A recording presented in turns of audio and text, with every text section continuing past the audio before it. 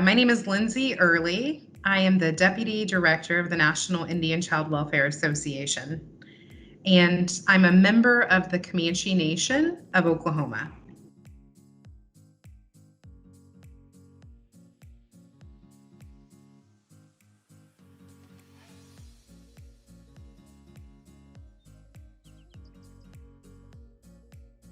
In my opinion, the best way to do this is to really try to be intentional about including Alaska Native and American Indian voices whenever you can. So whether that looks like elevating voices or partnering with other organizations, in my opinion, we have so much to bring to the table. And it's just helpful to reach out and elevate voices who are already doing the work.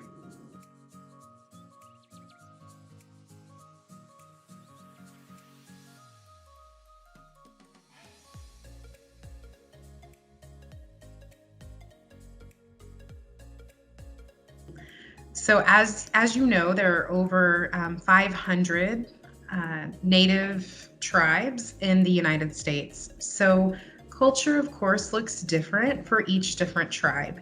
So I would certainly recommend folks looking at the area they live in and researching which tribes currently live there now or have lived there in the past. And many tribes have their own cultural centers, museums, social media pages that could share lessons about history or culture.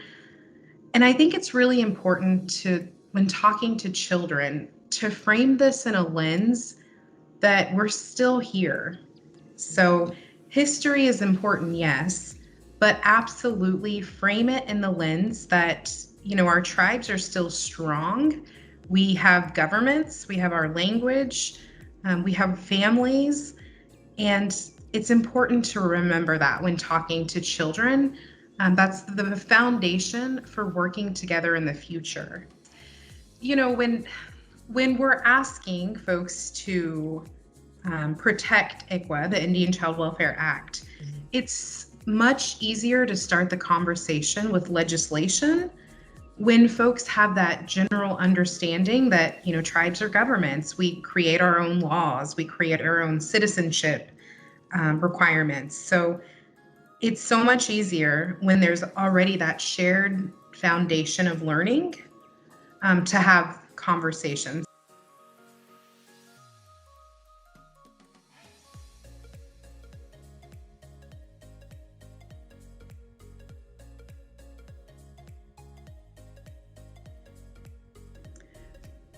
One misunderstanding that non-Native folks may have is this belief that tribes are no longer here. So one myth I would like to debunk is, yes, we are here, we are strong. Each individual tribal nation has its own laws, government, history, culture, language, spiritual practices. So one thing that I would like folks to know is that our families, our nuclear families are more than just mom and dad and children. So my Comanche culture teaches us that a child's family is whoever they love. So that could be extended family members, that could be friends. Every single person in that child's life plays a pivotal role in bringing them up, teaching them culture, traditions, and loving them. So I think that it's so important to remember that children pay attention, you know, to what we're teaching them, and teachers, educators, librarians, when you ask kids who are their family, they oftentimes would answer with all of the people they love. And that is so special and so important to remember.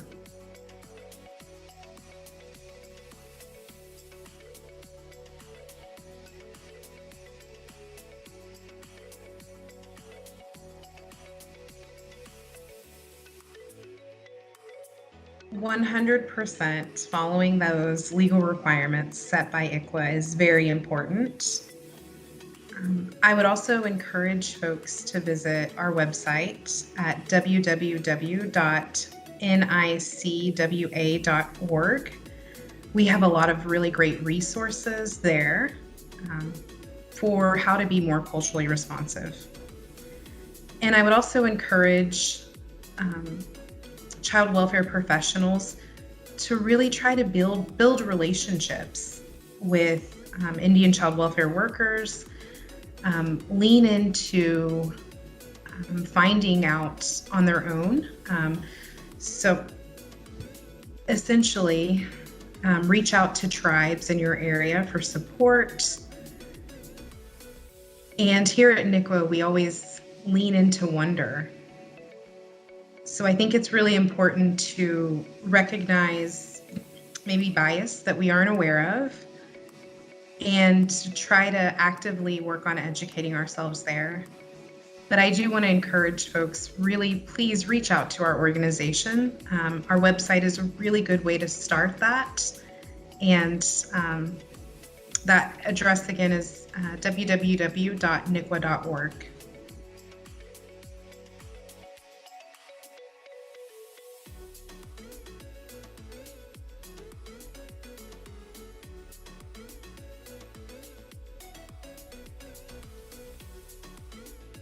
I would say familial customs.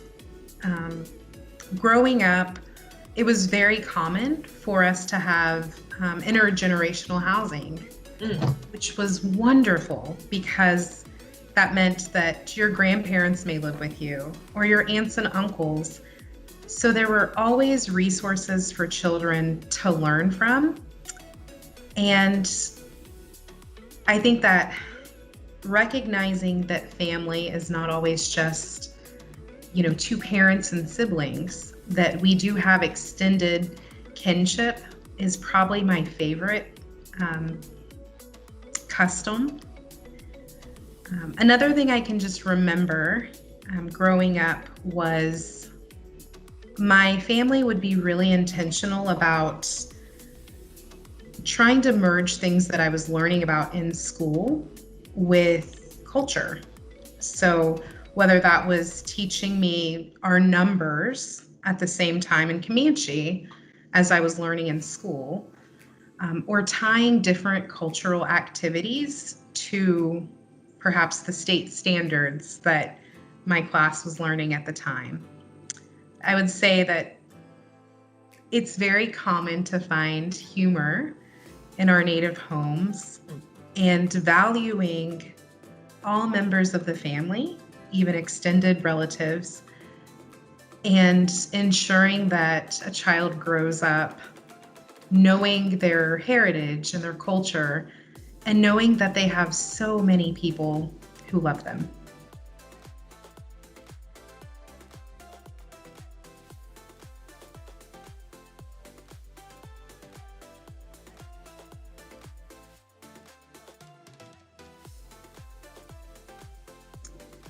What a wonderful question to ask.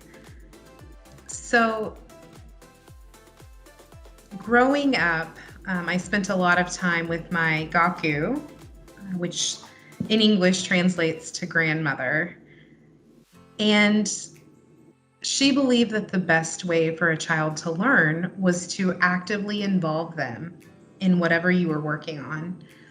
So, on Wednesdays, she would get together with a group of her friends at a church nearby, and they would sew.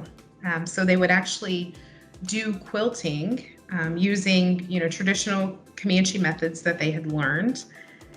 And my favorite memory was hearing their laughter, hearing our Comanche spoken, and running around with the other kids my age. And it was just such a powerful intergenerational knowledge exchange.